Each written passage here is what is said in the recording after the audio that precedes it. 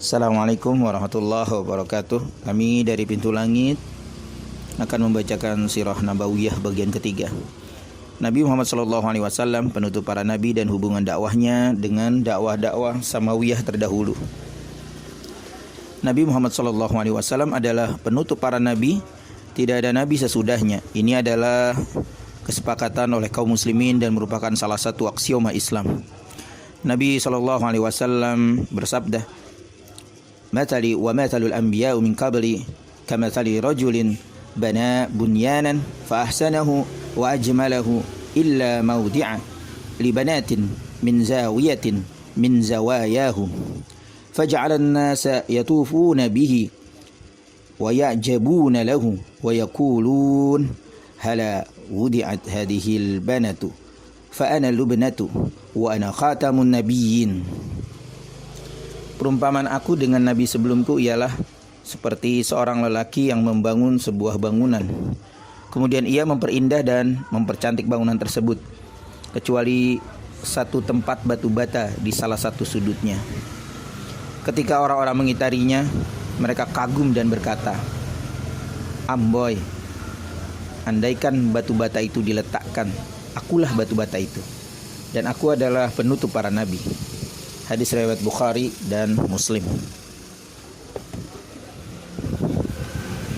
Hubungan antara dakwah Nabi Muhammad SAW dan dakwah para nabi terdahulu berjalan di atas prinsip ta'kid, penegasan, dan tatmim, penyempurnaan, sebagaimana disebutkan dalam hadis di atas.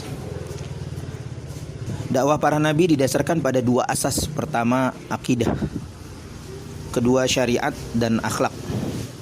Akidah mereka sama dari Nabi Adam alaihissalam sampai kepada penutup para nabi, yaitu Muhammad sallallahu alaihi wasallam.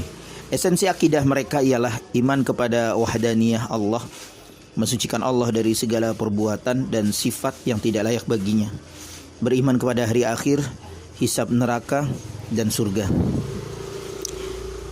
Hisab neraka dan surga. Setiap nabi mengajak kaumnya untuk mengimani perkara tersebut. Masing-masing dari mereka datang sebagai pembenaran atas dakwah sebelumnya, sebagai kabar gembira akan bi'tsah nabi sesudahnya. Demikianlah bi'tsah mereka saling menyambung kepada berbagai kaum dan umat. Semuanya membawa hakikat yang diperintahkan untuk menyampaikan kepada manusia, yaitu da'inunah ilaihi wahdah, tunduk patuh kepada Allah semata. Inilah yang dijelaskan Allah dengan firman-Nya, "Syara'a lakum minad din ma wasa bihi Nuhan walladhi auhayna ilaik wa ma wasayna bihi Ibrahim wa Musa wa Isa an aqimud din wa la tatafarraqu fih." Dia telah mensyariatkan bagi kamu tentang agama apa yang telah diwasiatkannya kepada Nuh dan apa yang telah kami wahyukan kepadamu dan apa yang telah kami wasiatkan kepada Ibrahim, Musa dan Isa, yaitu tegakkan agama dan janganlah kamu berpecah belah tentangnya. Asy-Syura ayat 13. Tidak mungkin terjadi perbedaan akidah di antara dakwah-dakwah para nabi, karena masalah akidah termasuk ikhbar, pengabaran. Pengabaran tentang sesuatu tidak mungkin akan berbeda antara satu pengabar dan pengabar yang lain. Jika kita yakini kebenaran khabar yang dibawanya, tidak mungkin seorang nabi diutus untuk menyampaikan kepada manusia bahwa Allah adalah salah seorang dari yang tiga, Maha Suci Allah dari apa yang mereka katakan. Setelah itu diutus nabi lain yang datang sesudahnya untuk menyampaikan kepada manusia bahwa Allah Maha Satu, Maha Esa, tiada sekutu baginya. Padahal masing-masing dari kedua nabi tersebut sangat jujur, tidak akan pernah berkhianat tentang apa yang dikabarkannya. Dalam masalah syariat, yaitu penetapan hukum yang bertujuan untuk mengatur kehidupan masyarakat dan pribadi, telah terjadi perbedaan menyangkut cara dan jumlah antara satu nabi dan nabi yang lainnya. Karena syariat termasuk dalam kategori insya, bukan ikhbar, sehingga berbeda dengan masalah akidah. Selain itu, perkembangan zaman dan perbedaan umat atau kaum akan berpengaruh terhadap perkembangan syariat dan perbedaannya. Karena prinsip penetapan hukum didasarkan pada tuntunan kemaslahatan di dunia dan di akhirat.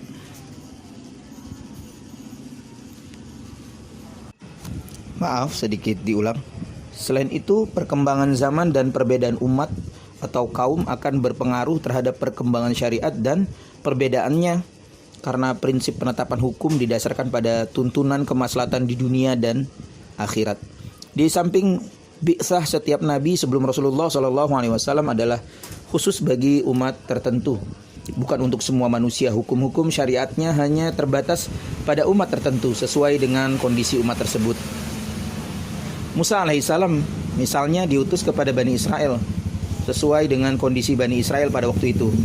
Mereka memerlukan syariat yang ketat yang seluruhnya didasarkan atas asas azimah, bukan rukhsah.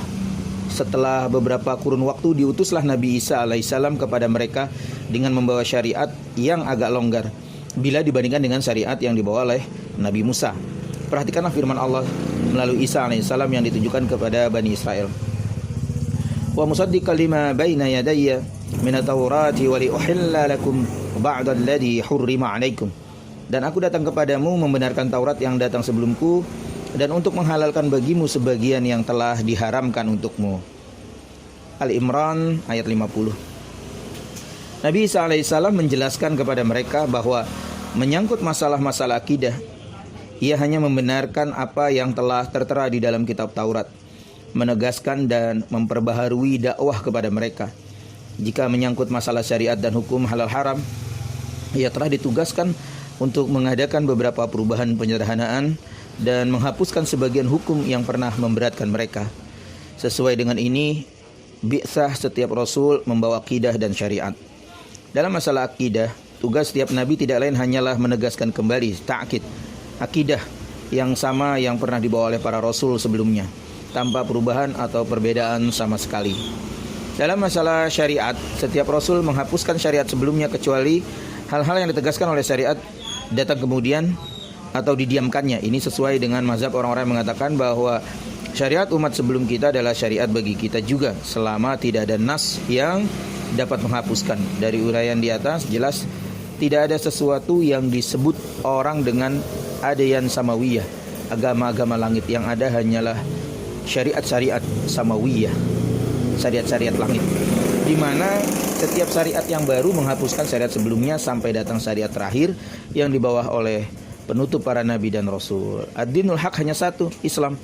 Semua nabi berdakwah kepadanya dan memerintahkan kepada manusia untuk tunduk dainunah kepadanya, sejak Nabi Adam sampai Nabi Muhammad SAW.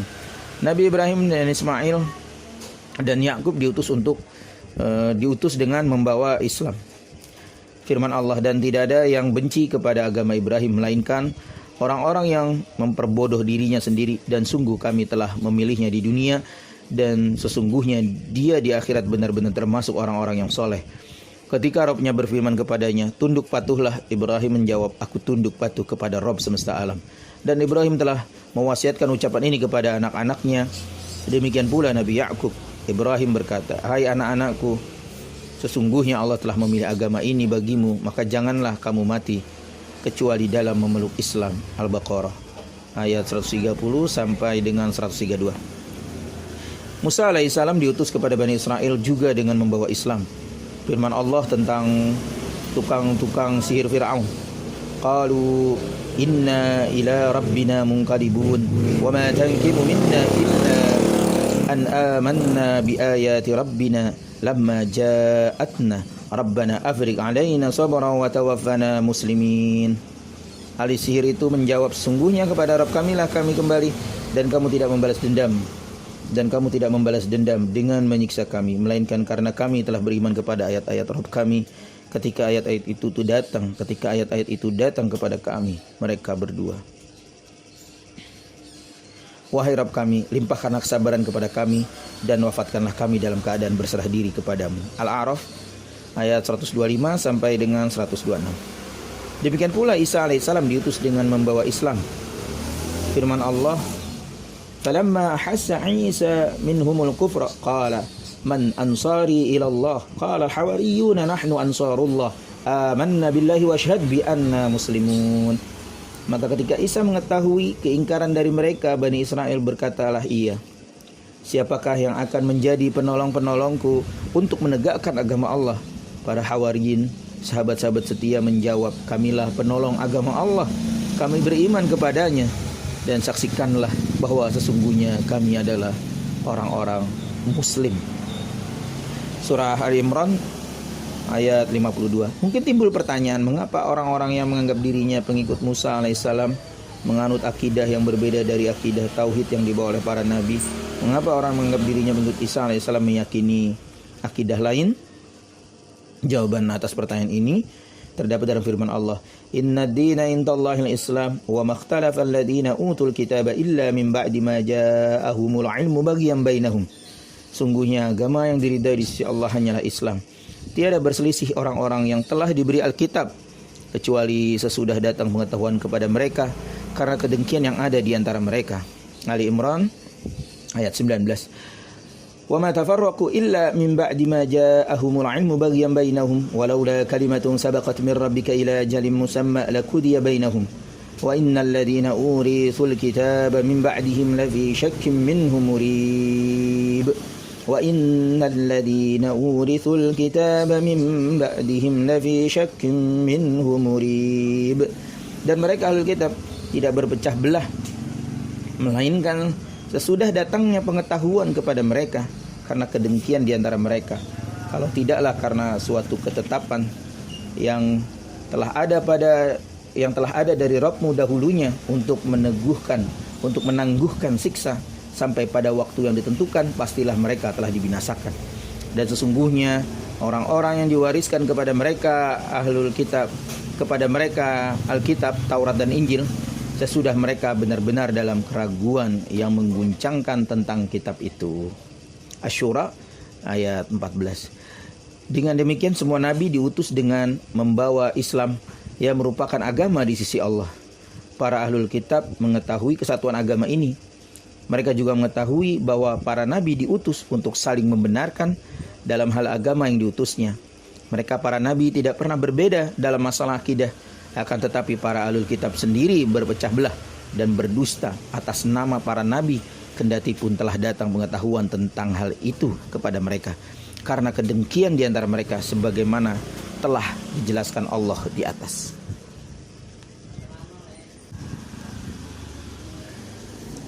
Jahiliyah dan sisa-sisa Hanifiyah. Ini juga merupakan mukaddimah penting yang harus dikaji sebelum memasuki pembahasan sirah dan pelajaran-pelajaran yang terkandung di dalamnya. Karena masalah ini mengandung hakikat yang sering dipalsukan oleh musuh-musuh Islam. Secara singkat, hakikat tersebut ialah bahwa Islam hanyalah merupakan kelanjutan dari Hanifiyah yang dibawa oleh Abul Anbiya, bapak para nabi, Ibrahim alaihissalam. Hakikat ini secara tegas telah dinyatakan oleh kitab Allah di banyak tempat. Antara lain, wajahidu fillahi haqqa jihadi huwa jitabakum wa ma ja'ala 'alaikum fid din min haraj millata abikum Ibrahim huwa sammakumul muslimina min qablu wa fi hadza. Dan berjihadlah pada jalan Allah dengan jihad yang sebenar-benarnya. Dia telah memilih kamu dan dia sekali-sekali tidak menjadikan untuk kamu dalam agama suatu kesempitan. Ikutilah agama orang tuamu Ibrahim. Dia Allah telah menamai kamu sekalian orang-orang muslim dari dahulu. Al-Hajj ayat 78. Katakanlah, benar apa yang difirmankan Allah. Maka ikutilah agama Ibrahim yang lurus, Hanif, dan bukanlah dia termasuk orang-orang yang musyrik. Ali Imran ayat 95. Bangsa Arab adalah anak-anak Ismail alaihissalam, karena itu mereka mewarisi milah dan minhaj yang pernah dibawa oleh bapak mereka. Milah dan minhaj yang menyerukan tauhidullah, ketauhidan, yang menyerukan tauhidullah, beribadah kepadanya, mematuhi hukum-hukumnya, mengagungkan tempat sucinya, khususnya Baitul Haram, menghormati syiar-syiarnya dan mempertahankannya. Setelah beberapa kurun waktu, mereka mulai mencampur adukan kebenaran yang diwarisinya itu dengan kebatilan yang menyusup kepada mereka. Seperti semua umat dan bangsa, apabila telah dikuasai kebodohan dan dimasuki tukang-tukang sihir dan ahli kebatilan, masuklah kemusyrikan kepada mereka. Mereka kembali menyembah berhala-berhala. Tradisi-tradisi buruk dan kebejatan moral pun tersebar luas. Akhirnya mereka jauh dari cahaya tauhid dan ajaran Hanifiyah. Selama beberapa abad mereka hidup dalam kehidupan jahiliyah sampai akhirnya datang bi'tsah Muhammad sallallahu alaihi wasallam. Orang yang pertama memasukkan kemusyrikan kepada mereka dan mengajak mereka menyembah berhala adalah Amr bin Lu'ay bin Qam'ah, nenek moyang Bani Khuza'ah. Jadi yang pertama kali membawa berhala kepada Ka'bah. Ibnu Ishaq meriwayatkan dari Muhammad bin Ibrahim Ibnul Harith At-Tamimi, Shalih As-Saman menceritakan kepadanya bahwa ia pernah mendengar Abu Hurairah berkata, "Aku pernah mendengar Rasulullah SAW bersabda kepada Aqsam bin Jun Al-Khunza'i, wahai Aqsam, aku pernah melihat Amr bin Lu'ay bin Qam'ah bin Khandaf ditarik usus-ususnya ke dalam neraka. Aku tidak pernah melihat seorang pun mirip wajahnya dengannya kecuali kamu." Aqsam lalu berkata, "Apakah kemiripan rupa tersebut akan membahayakan aku ya Rasulullah?" Rasulullah menjawab, "Tidak, sebab kamu mukmin sedangkan dia kafir. Sungguhnya dia adalah orang yang pertama mengubah agama Ismail alaihissalam. Selanjutnya dia membuat patung-patung, memotong telinga binatang untuk dipersembahkan kepada tagut-tagut, menyembelih binatang untuk Tuhan-Tuhan mereka, membiarkan unta-unta untuk sesembahan, dan memerintahkan untuk tidak menaiki unta tertentu karena keyakinan kepada berhala." Ibnu Hisham meriwayatkan bagaimana Amr bin Lu'ay ini memasukkan menyembahan berhala kepada bangsa Arab. Lalu ia berkata, Amr bin Lu'ay keluar Mekah ke Syam untuk suatu keperluannya. Ketika sampai di Ma'ab di daerah Balqa, pada waktu itu di tempat tersebut terdapat anak keturunan Amlik bin Laus bin Sam bin Nuh. Dia melihat mereka menyembah berhala-berhala. Amr bin Lu'ay lalu berkata kepada mereka, "Apakah berhala-berhala yang kamu sembah ini?" Mereka menjawab, "Ini adalah berhala-berhala yang kami sembah. Kami meminta hujan kepadanya, lalu kami diberi hujan. Kami minta pertolongan kepadanya, lalu kami ditolong." Amr bin Lu'ay berkata lagi, "Bolehkah kamu berikan satu berhala kepadaku untuk aku bawa ke negeri Arab, agar mereka juga menyembahnya?" Mereka pun memberikan satu berhala yang bernama Hubal. Lalu Amr membawanya pulang ke Mekah dan dipasanglah berhala tersebut. Selanjutnya ia memerintahkan orang-orang untuk menyembah dan menghormatinya.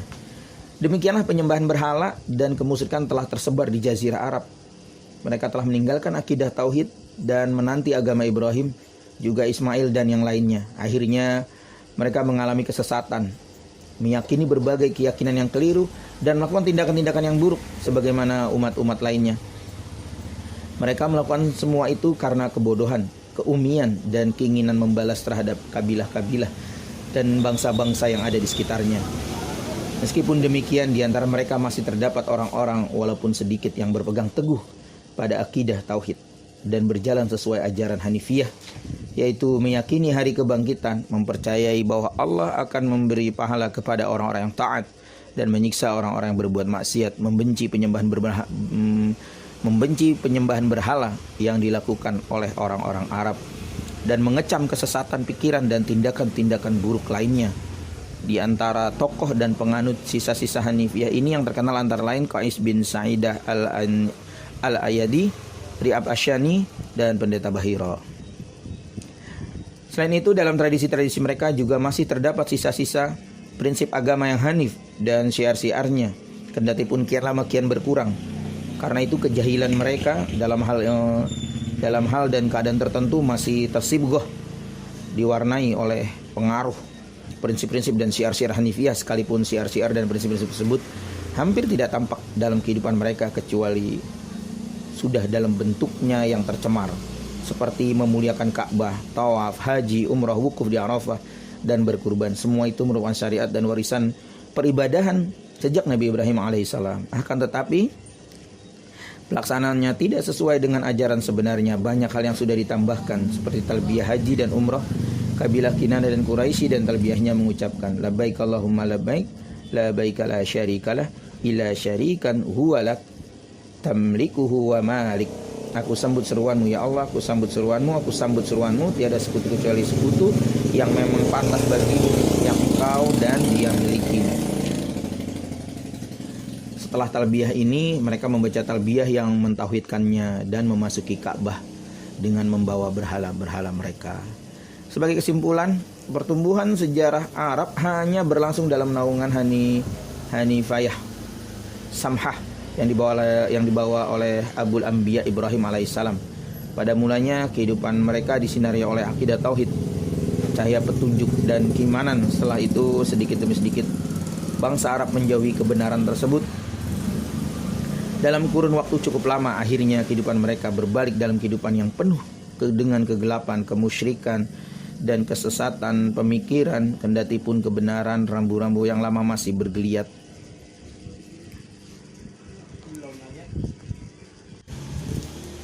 Dalam sejarah perjalanan mereka secara amat lamban, semakin lama semakin lemah dan berkurang pendukungnya.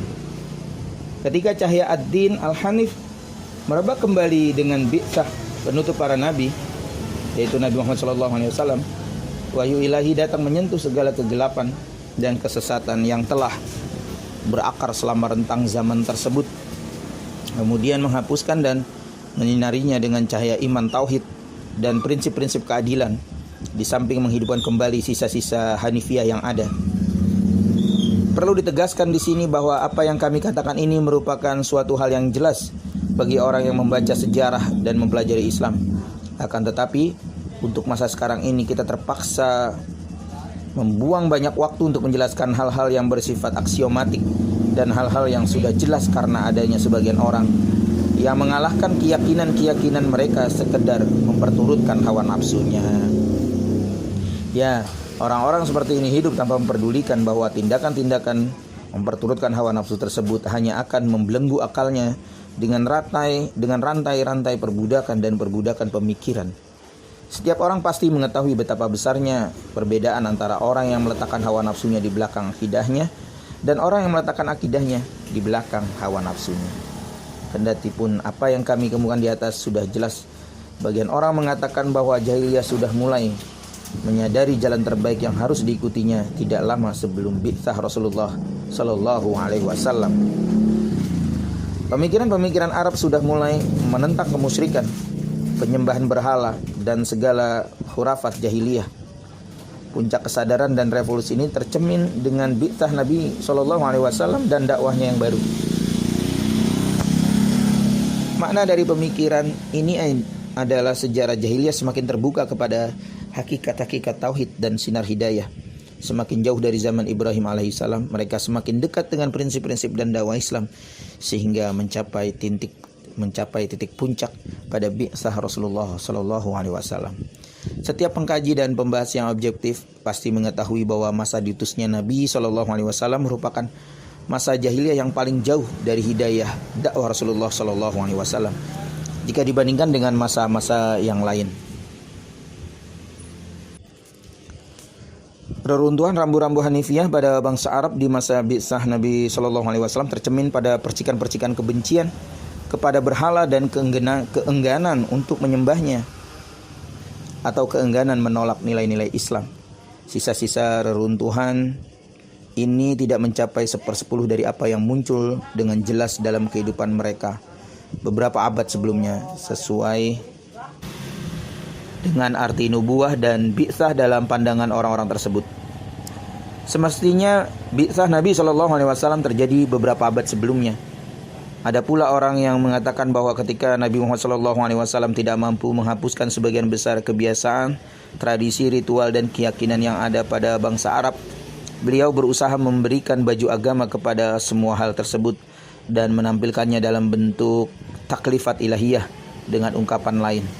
Muhammad hanya menambahkan kepada sejumlah keyakinan ghaibiyah bangsa Arab suatu riqabah ulia, pengawasan tertinggi yang berwujud ilah yang maha kuasa atas segala yang dikehendakinya. Sesudah Islam, bangsa Arab masih terus meyakini sihir, jin, dan kepercayaan-kepercayaan serupa.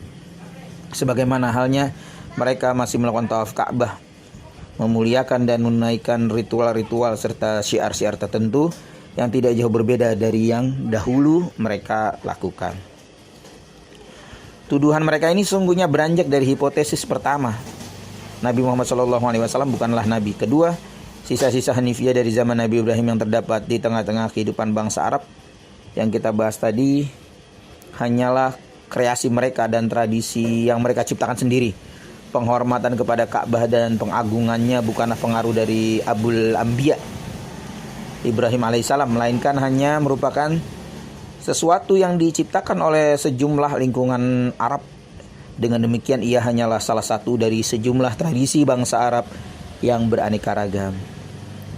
Untuk mempertahankan kedua hipotesis tersebut, mereka terpaksa menolak semua bukti dan fakta sejarah yang akan membatalkan hipotesis mereka dan menyatakan kepalsuannya. Akan tetapi, sebagaimana diketahui, pencarian suatu hakikat itu tidak mungkin dapat dicapai oleh seseorang selama dia tidak mau menempuh jalan yang menuju kepadanya, kecuali dalam batas hipotesis yang dengan a priori telah dibuatnya sebelum melakukan pembahasan apapun. Tidak perlu dijelaskan bahwa pembahasan mereka hanya seperti salah satu bentuk permainan yang lucu.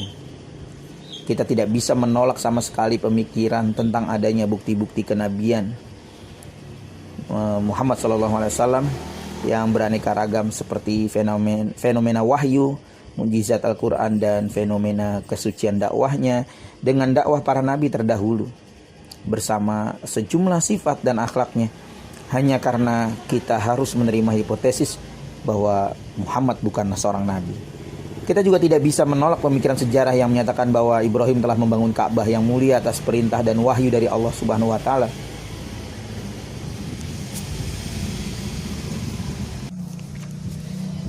Dan wahyu dari Allah Subhanahu wa taala.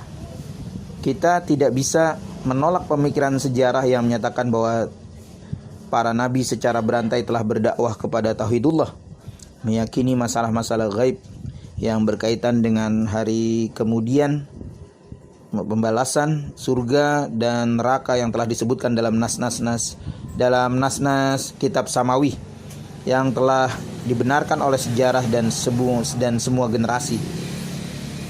Hanya karena kita harus menerima suatu hipotesis yang menyatakan bahwa apa yang disebut sisa-sisa zaman Ibrahim pada masa jahiliyah itu tidak lain hanyalah tradisi-tradisi yang diciptakan oleh pemikiran bangsa Arab dan Muhammad SAW, hanya karena untuk mengecatnya dengan cat agama.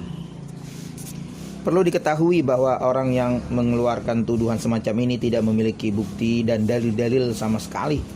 Mereka hanya mengemukakan lontaran-lontaran pemikiran yang tidak ilmiah sama sekali. Jika Anda memerlukan contohnya, bacalah buku Sistem Pemikiran Agama yang ditulis oleh seorang orientalis Inggris terkenal bernama H.A.R. Gibb. Di dalam buku ini Anda dapat mencium bau fanatisme buta seorang terhadap orang-orang tersebut.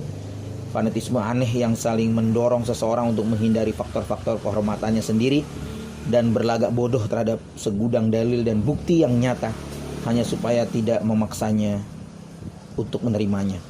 Sistem pemikiran di dalam agama menurut pandangan Gibb tidaklah berbeda dengan berbagai kepercayaan pemikiran-pemikiran transendental yang ada dalam diri bangsa Arab. Muhammad telah merenungkannya, kemudian mengubah bagian-bagian yang diubahnya untuk hal-hal yang tidak dapat dihindarinya. Dia telah menutupinya dengan kain agama Islam. Ia juga tidak lupa mendukungnya dengan suatu kerangka pemikiran dan sikap-sikap agama yang cocok. Disinilah dia menghadapi kemuskilan besar. Dia ingin membangun kehidupan agama ini bukan hanya untuk bangsa Arab, melainkan untuk semua bangsa dan umat. Karena itu dia tegakkan kehidupan agama ini dalam sistem Quran. Itulah inti pemikiran Gibb di dalam bukunya tersebut. Jika Anda baca dari awal sampai akhir, Anda tidak akan menemukan suatu argumen apapun yang dikemukakannya. Tidak ada satupun argumen yang dikemukakannya.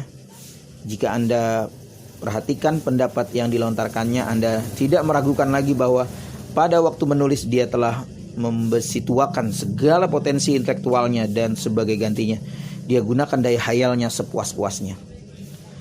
Tampaknya ketika menuliskan pengantar terjemahan Arabnya, dia telah membayangkan bagaimana para pembaca akan menyerang pemikiran-pemikiran yang telah menghina Islam tersebut. Karena itu ia berkelit dengan mengatakan, sesungguhnya pemikiran-pemikiran yang terkandung dalam buku ini bukanlah hasil pemikiran penulis, melainkan pemikiran yang sebelum ini telah dikemukakan oleh pemikir dan kaum muslimin yang terlalu banyak untuk dikemukakan di sini. Akan tetapi cukup saya sebutkan salah satu seorang di antara mereka, yaitu Syekh Syah Waliullah Ad-Dahlawi. Gib kemudian mengutip suatu nas dari kitab Syekh Syah Waliullah Ad-Dahlawi Hujjatul Al-Balighah, bab 1 ayat 122. Tampaknya dia menyangka tak seorang pun dari pembaca akan memeriksa teks kitab tersebut. Lalu dengan sengaja dia ubah dan palsukan berikut teks yang diubah dan dipalsukan oleh Gib. Sungguhnya Nabi Muhammad SAW diutus dalam satu bi'tsah yang meliputi bi'tsah yang lainnya. Yang pertama kepada Bani Israel. Bi'tsah ini harus mengharuskan agar materi syariatnya berupa syiar-syiar secara ibadah dan segi-segi kemanfaatan yang ada pada mereka. Hal ini karena syariat hanyalah merupakan perbaikan terhadap apa yang ada pada mereka, bukan pembebanan dengan sesuatu yang tidak mereka ketahui sama sekali. Padahal teks yang terdapat dalam Hujjatullah Al-Balighah secara utuh adalah sebagai berikut. Ketahuilah bahwa Nabi Muhammad diutus dengan membawa Hanifiyah Ismail untuk meluruskan kebengkokannya, membersihkan kepalsuannya, dan memancarkan sinarnya. Firman Allah, millah orang tuamu Ibrahim. Karena itu dasar-dasar milah tersebut harus diterima dan sunnah-sunnahnya harus ditetapkan. Hal ini karena Nabi SAW diutus pada satu kaum yang masih terdapat pada mereka sisa sunnah yang terpimpin. Jadi tidak perlu mengubahnya atau menggantinya, bahkan wajib meletakkannya karena hal itu lebih disukai oleh mereka dan lebih kuat bila dijadikan hujah atas mereka. Anak-anak keturunan Ismail mewarisi, mereka melaksanakan syariat tersebut sampai datang Amr bin Lu'ay yang memasukkan pemikiran-pemikiran yang sesat dan menyesatkan. Ia, Amr bin Lu'ay, mensyariatkan penyembahan berhala dan kepercayaan-kepercayaan lainnya. Sejak itulah agama menjadi rusak, yang benar tercampur dengan yang batil, sehingga kehidupan mereka dikuasai oleh kebodohan, kerusakan, dan kemusyrikan. Allah lalu mengutus Nabi Muhammad SAW untuk meluruskan kebengkokan mereka dan memperbaiki kerusakan mereka. Lalu Rasulullah SAW meninjau syariat mereka. Apa yang sesuai dengan ajaran Ismail atau syiar-syiar Allah ditetapkannya. Apa yang telah rusak, yang dirusak atau diubah, termasuk syiar kemusyrikan atau kebatilan, dibatalkannya dan dicatatnya pembatalan tersebut. Tidak syak lagi bahwa kami tidak mengemukakan pendapat pembahasan ini untuk dibahas dan didiskusikan.